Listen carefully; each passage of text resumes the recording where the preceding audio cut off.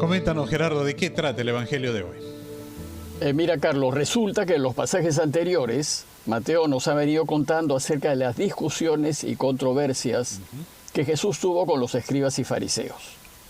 Y una vez que concluyó con esas discusiones y los escribas y fariseos se retiraron, Jesús entonces se dirige a la gente y a los suyos. Por eso Mateo empieza diciéndonos, Jesús habló a la gente y a sus discípulos. ¿Y qué les dijo?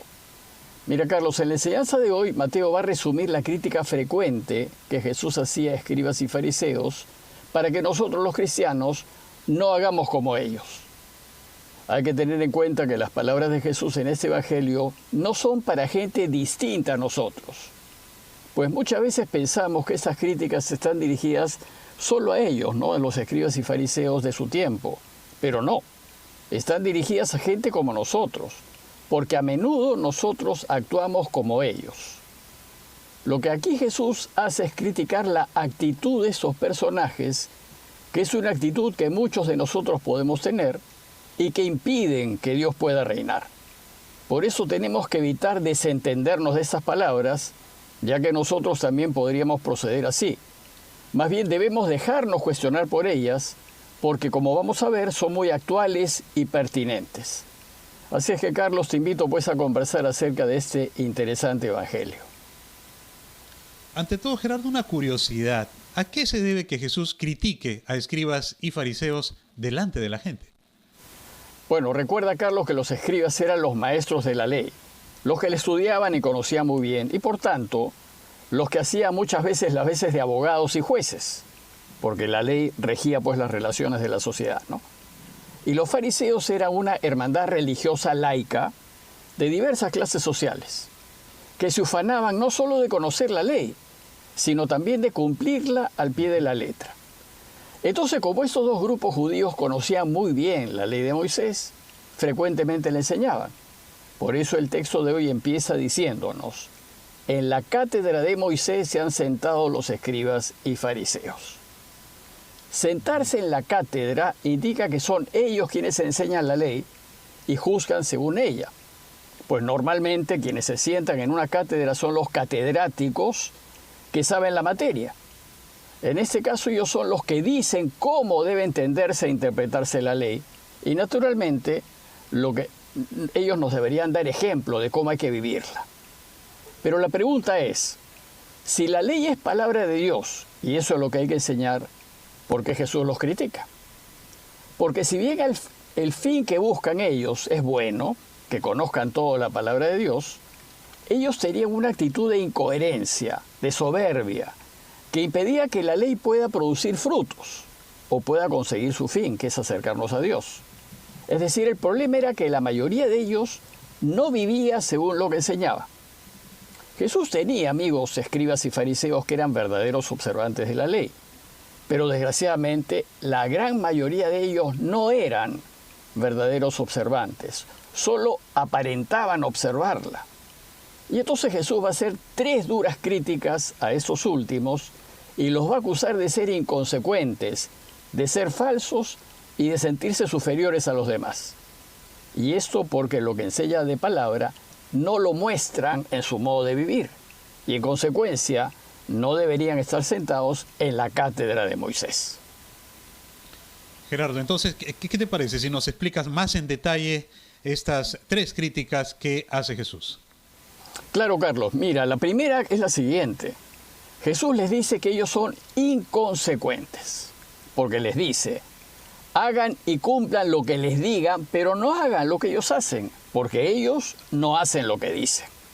Ellos lían pesados fardos e insoportables y se los cargan en los hombros a la gente, pero ellos no están dispuestos a mover un dedo para empujar.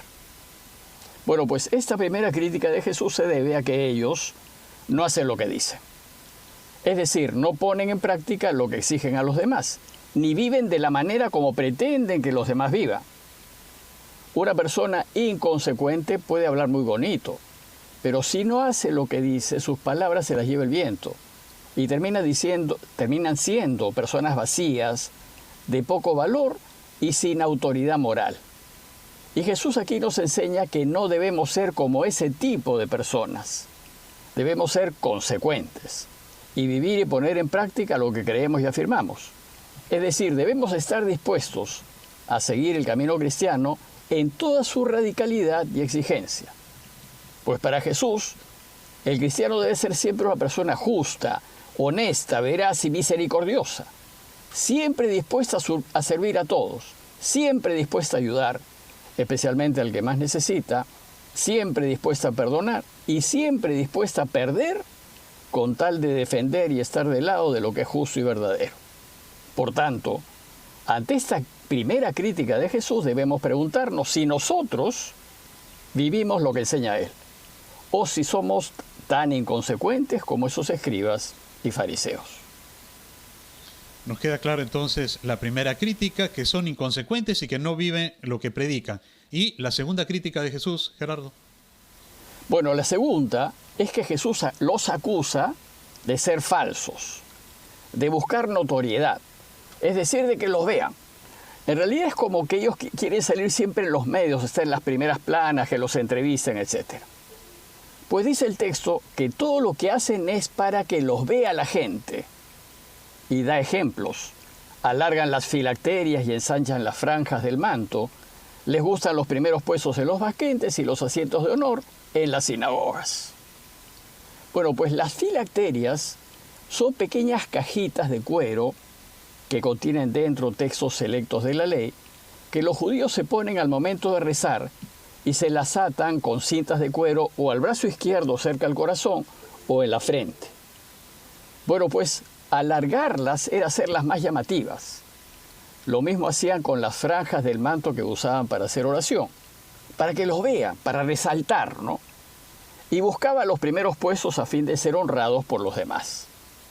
La inconsecuencia que mencionamos antes va de la mano con la falsedad, pues el inconsecuente, para no perder el respeto que inspiran sus palabras, va a buscar mantener las apariencias.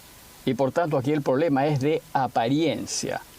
Ellos aparecen como buenos, como rectos y justos. Es decir, quieren aparentar ser personas de oración, aunque en realidad no lo son. Muy clara la explicación. Gerardo, por favor, te pido que nos tomemos unos segundos. Vamos a ir a una pausa y luego regresamos con este interesante diálogo en Domingo es Fiesta en RPP, la voz de todo el Perú.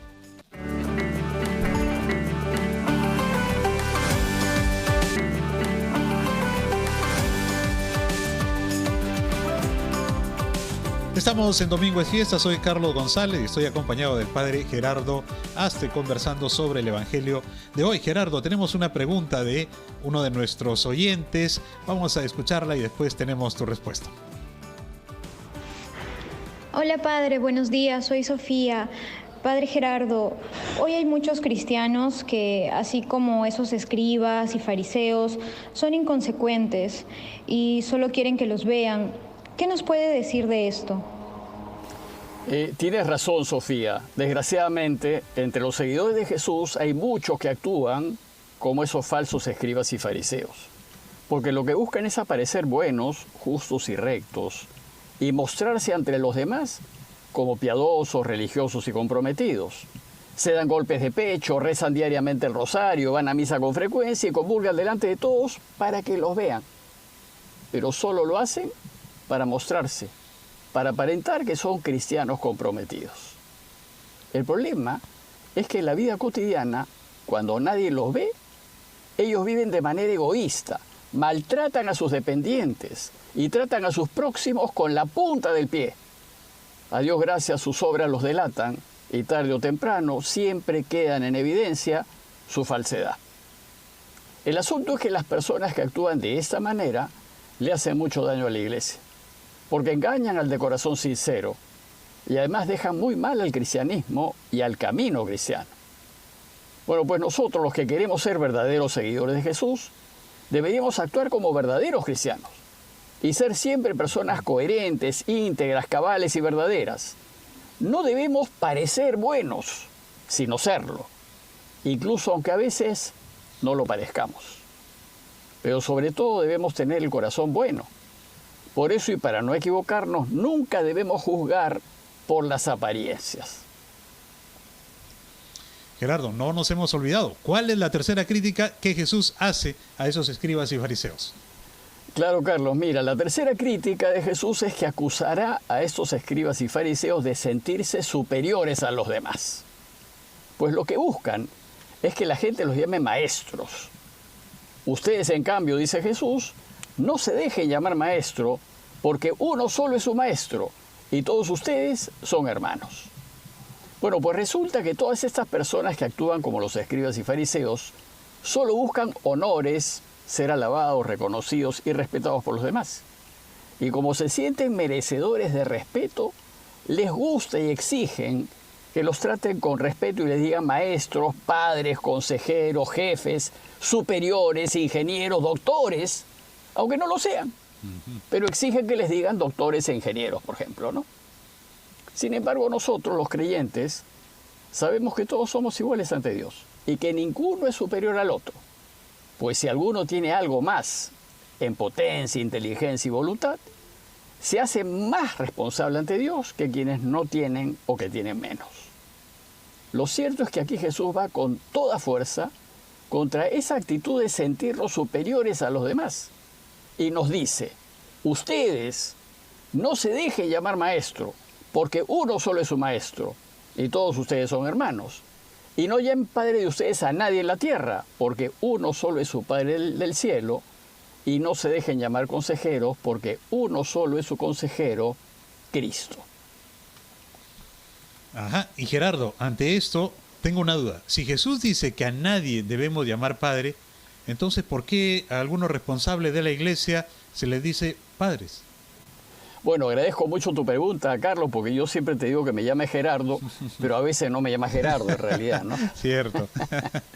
Porque esta frase de Jesús puede confundir, y por tanto es necesario hacer una breve aclaración. En principio, tienes razón en lo que dices, pues si Jesús claramente dice que no llamen a padre a nadie, ¿por qué a los responsables de la iglesia se les llama padres? El problema está en tomar las palabras del Evangelio literalmente. Porque si fuese así, entonces no habría que llamar padre ni siquiera a nuestros papás, ya que el texto dice claramente, no llamen padre de ustedes a nadie en la tierra. Luego, si tomamos esta crítica de Jesús literalmente, nos lleva a malos entendidos. Lo que hay que tener claro es que Jesús no critica el título de padre, sino la actitud que va con el título, que es esa de creerse padre o creerse superior a los demás. Más bien el Señor insiste repetidas veces en que, aunque nos llamen padres o maestros, debemos considerarnos los últimos y los servidores de todos. Por eso nos enseña que el primero entre ustedes sea su servidor. Además va a subrayar el hecho de que todos somos iguales ante Dios, pues para Él todos somos hermanos y por tanto iguales, ya que tenemos un solo Padre, que es Dios. Y Él mismo es un ejemplo de cómo hay que proceder, pues a Él lo llamaban rabí, que significa gran maestro, maestro excelso, y Él mismo dirá, me llaman maestro y dicen bien porque lo soy. Pero sabemos que Jesús fue un maestro que se hizo esclavo, fue un maestro humilde que hasta lavó los pies de sus discípulos, y por eso mismo es un gran maestro. Es decir, no importa cómo te llamen, lo que importa es cómo procedes en la vida. Correcto, Gerardo. Y de esto que nos acaba de compartir, ¿qué enseñanza podemos sacar para nosotros? Bueno, Carlos, al contrario de los escribas y fariseos, debemos ser como Jesús Maestro. Y en vez de sentirnos superiores a los demás y exigir que nos traten como doctores o como ingenieros o como lo que sea, debemos hacerlo como esclavos y lavarles los pies. Eso significa que nuestra preocupación primera deberá ser servir y ayudar a quienes están en peor situación que nosotros. Por eso Jesús nos dice que el primero entre ustedes sea el que sirve, sea su servidor. Más bien, el camino de Jesús nos enseña que en vez de buscar ser alabados, aplaudidos y reconocidos, debemos buscar actuar con humildad y procurar pasar desapercibidos. Y esto porque es la actitud humilde la que nos hace grandes. Pues como dice él, el que se enaltece será humillado, y el que se humilla será enaltecido. Esto que nos enseña Jesús es aplicable a todos nosotros. Sin embargo, algunos de nosotros, desentendiéndonos de esta exigencia, más bien exigimos humildad a los demás, a los responsables, en vez de exigírnosla a nosotros. Pero puede ser que esa crítica sea totalmente justa cuando los responsables de la iglesia, en vez de ser ejemplo de vida, son un pozo de vanidad. Entonces, eso hay que denunciarlo. A modo de conclusión, Gerardo, te pediría que nos hagas un breve resumen de la enseñanza de hoy. Claro, Carlos. Mira, manera de conclusión, estas críticas que Jesús hace a escribas y fariseos son muy actuales y pertinentes. Y nos las debemos aplicar todos los que nos llamamos cristianos, a fin de demostrar con nuestras vidas que somos dignos de ese nombre. Lo importante es que todos nosotros seamos reales y auténticos y que busquemos vivir según las enseñanzas del Señor. Por tanto, debemos rechazar la inconsecuencia, la falsedad y la actitud de creernos superiores a los demás. Y en vez de ufanarnos de los títulos que hemos obtenido y de los logros que hemos conseguido, demostremos que somos verdaderos cristianos, manteniendo siempre una actitud humilde, consecuente e íntegra. Y por supuesto, alimentemos ese profundo deseo de ayudar y servir en todo a los demás, sabiendo que quien se hace grande será humillado y en cambio el que se abaja para mejor servir será enaltecido. Gracias, Gerardo, por explicarnos que no tenemos que ser falsos ni inconsecuentes, tampoco superiores, porque esto es tan bueno como la buena noticia que vamos a escuchar en este momento.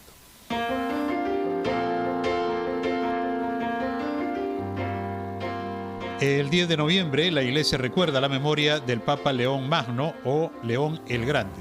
Gerardo, ¿qué nos puedes decir de esta buena noticia?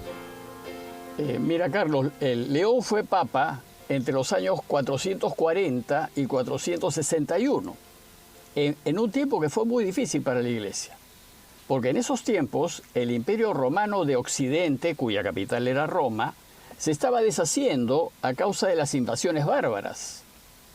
Y es de mencionar que ya hacía unos 100 años que los emperadores romanos habían emigrado, digamos, al oriente, a Constantinopla, en lo que hoy es Estambul, en Turquía, y habían abandonado Roma. Bueno, pues en esos años de abandono e invasiones, la Iglesia se vio obligada a tomar las riendas del gobierno de Roma de la parte occidental. Italia, Francia, lo que hoy es Italia, Francia, todo esto, ¿no? Debido al vacío de autoridad que dejaron los emperadores, porque ellos se fueron y ya que se arreglen los demás como pueda. Entonces el único cuerpo organizado que existía en ese tiempo era la Iglesia. Y entonces la Iglesia se vio obligada a asumir la administración, digamos, del Occidente para que la gente pueda vivir. Y por eso la Iglesia llegó a ser lo que fue, porque el pueblo le pide a la Iglesia que se encargue del suministro de agua, del suministro de trigo, etc. Bueno, esta obligación de asumir la administración de Occidente para que la gente pueda subsistir ha sido una de las principales causas del poder y riquezas de la Iglesia en la Edad Media. Bueno, pues a fin de defender Roma, el Papa León tuvo que negociar contra el bárbaro Atila, el rey de los hunos, para que no invada Roma. Lo mismo tuvo que hacer pocos años después con el bárbaro Genserico, rey de los vándalos, aunque en ese caso no pudo pues evitar el saqueo de la ciudad. León también se opuso a las herejías de la época y luchó por defender la fe centenaria de la Iglesia, afirmando que sin Cristo no podemos nada, pero con Él podemos todo. Durante su papado, que tuvo lugar en el año, durante su papado tuvo lugar en el año 451, el Concilio de Calcedonia, que definió que el Hijo es igual al Padre por su divinidad y es igual a nosotros por su humanidad. Bueno, pues por las circunstancias que le tocaron vivir y por todo lo que hizo por la Iglesia, el Papa León tal vez fue el Papa más importante de toda esa difícil época. Y murió en el año 461.